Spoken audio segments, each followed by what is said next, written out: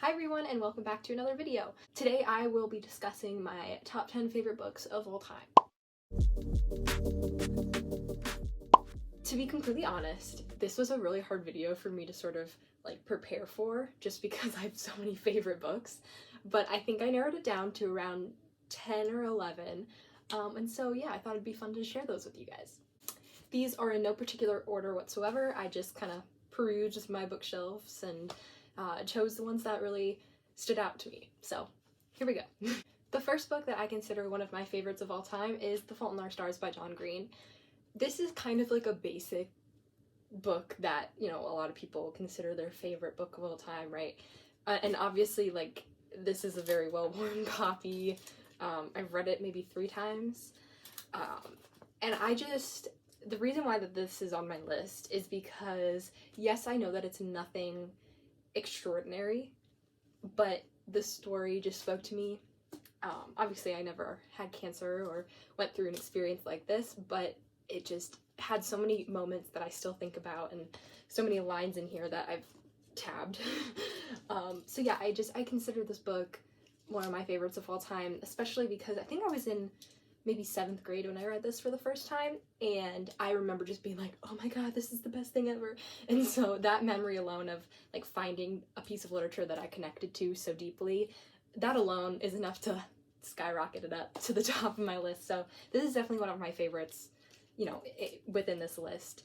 I have nothing but good things to say about this book, so recommend it if you have not read it yet. The second book on my list is a newer release, so not a lot of people have read this book yet. I know I've heard some people talk about it, but this book is The Maidens, and it is amazing. This is pretty much the example of the kind of books that I would die for. Everything about this book was done perfectly. And one thing that really surprised me too is this is a male author who wrote this book, and the main character in the book and the perspective that we read from is a woman. And it is done so carefully and masterfully that I was shocked reading it. I had to do a double take. I was like, wait, this was a man who wrote this book about this woman? Because he just did such a great job of crafting her character, and I truly give him props because that is a difficult thing to do.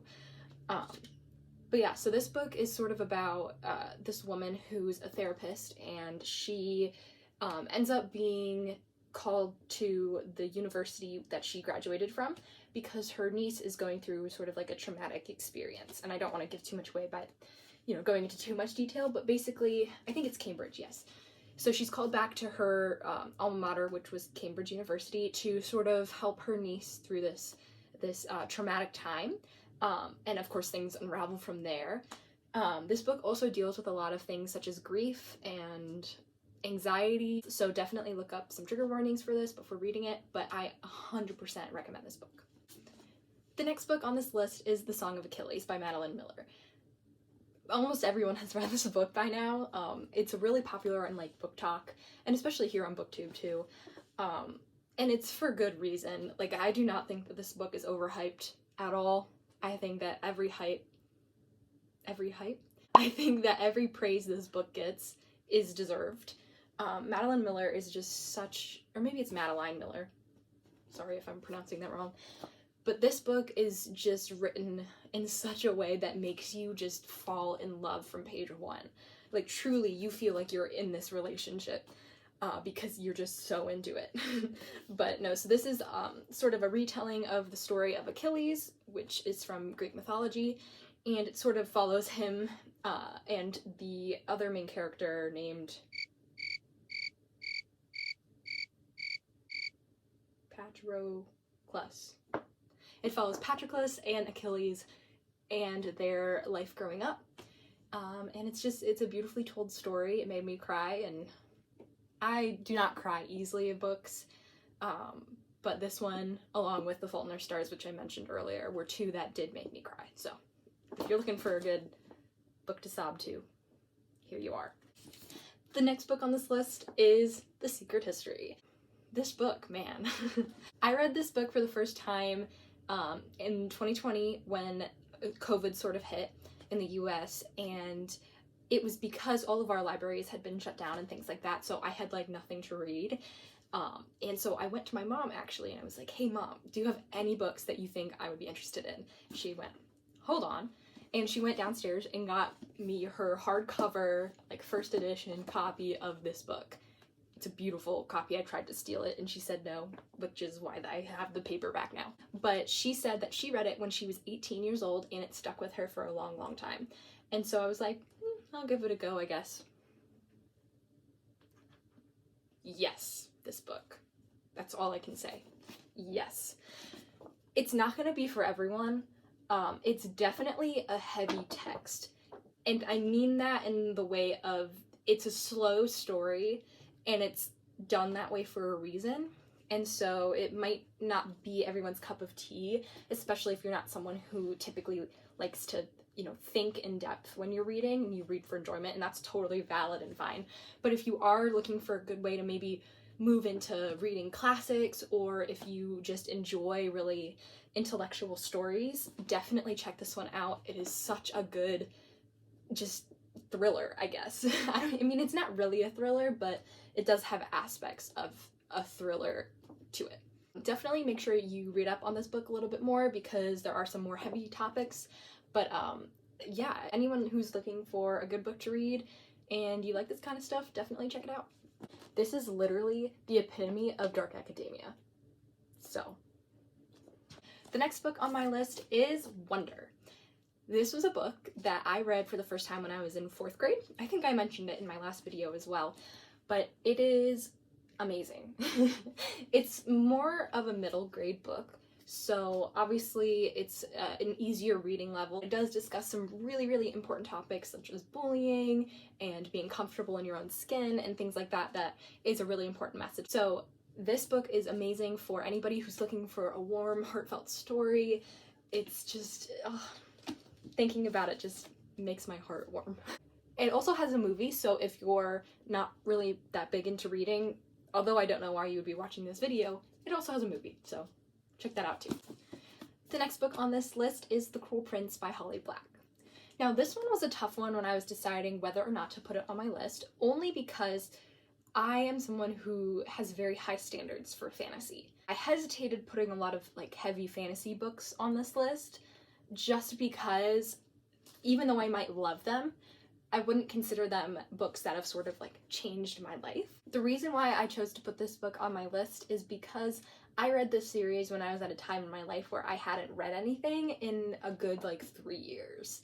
When I was younger, I used to read constantly, and around middle school, I just sort of stopped. I don't know if it was I got too busy, I just kind of fell out of love with it, but this was the first series that really kind of brought me back into my new era of reading. That's what I'll call it. Yes, this book has a special place in my heart. I do adore the main character in this book. Jude is my spirit animal. Having such a strong female lead was just awesome because, especially when I was younger, you know, I read some books that had strong female leads, but none quite as expertly crafted as Jude. And you definitely see that progress throughout the book series. So I definitely recommend that you guys check out this one as well. The next book on my list is The Handmaid's Tale by Margaret Atwood. This is a book that I believe everyone should read, no matter gender identity, sexuality. Just pick up this book.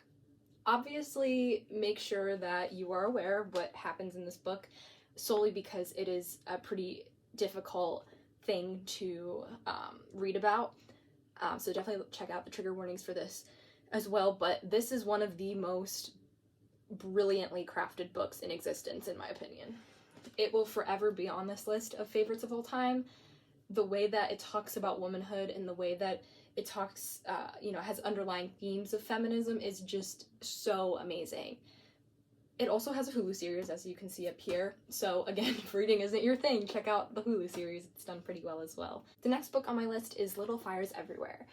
This is a book that was close to my heart because it's set in an area that I've been to before and that I've had experiences in. So I was kind of able to draw those parallels and be like, oh my gosh, I think I know what they're talking about there and things like that. The conversations in this book I feel are so important and are so rarely discussed. And I loved how the author just gave the attention and care and detail to a story like this, because I think that she did a brilliant job of exploring these themes and these topics, especially because they're so difficult to discuss. This book is about a family who lives in a richer, high society area, and it's about their relationship with a mother and daughter duo that move in down the street. Obviously, there's a lot more to the story, but I don't want to give anything away because you should definitely go check it out yourself. So definitely check it out if you have the time. And the final book that I'm going to include on this list is Sadie by Courtney Summers. This book is the epitome. This book is a great example of what crossing media platforms can do. And I say that because this book is written in sort of the form of a podcast. So, for example, I actually listened to the audiobook on this, which is amazing. They have a full cast of characters. It's literally like you're listening to an audio story told to you in the form of a podcast. And I think that that is so brilliant, and it was so expertly done. And I truly recommend it to everyone. And this book does have some darker themes, so check out the trigger warnings for those before reading them. So if you're looking for a good thriller or a fun story to keep you cozy as we're moving into the fall Halloween season, this is definitely a good one to check out. So these were all of my favorite books of all time. Thank you so much for watching. If you have any recommendations for future videos or anything that you'd like to see, let me know in the comments below, and I hope to see you next time.